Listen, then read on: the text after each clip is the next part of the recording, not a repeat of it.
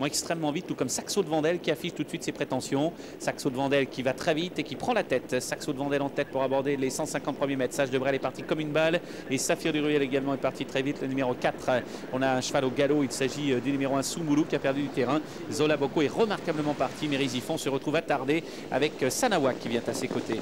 Avec Saxo de Vendel, le numéro 2 qui a l'avantage devant le numéro 4 Saphir du Ruel. Nous avons ensuite la troisième place pour le numéro 3 Sage de Brel avec Zola Boko qui est maintenant quatrième. Et puis nous avons Sanawa pour l'instant numéro 5 qui est justement le dos de Zola Boko. Un petit peu plus loin, nous avons le concurrent italien numéro 7 Mérisifon qui ferme la marche. Ouais, avec Saxo de Vendel qui a pris la tête. Sage de Brel est venu à son extérieur. Le rythme est peu soutenu. Zola Boko est troisième. Saphir du Ruel est quatrième. Un peu plus loin, Sylvia Piergi avec Sanawa et Mérisifon qui est à l'arrière-garde pour le moment.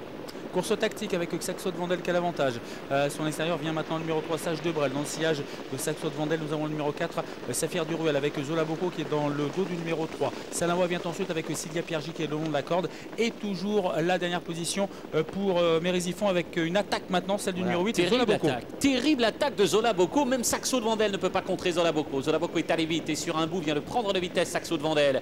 Derrière se tient Sage de Brel. Sanawa qui a l'air d'avoir beaucoup de ressources. Attention à Sanawa car Dominique Lochneux n'a fait aucun effort pour le moment. Et Saxo de Vendel se retrouve un peu enfermé. Mérisifon est à l'arrière-garde. Superbe course, sortie de dernier tournant bientôt sous l'impulsion de Zola Boko, de Sage de Brel avec Saxo de Vendel et Sanawa qui s'apprête à se décaler. Avec Zola Boko qui a toujours l'avantage.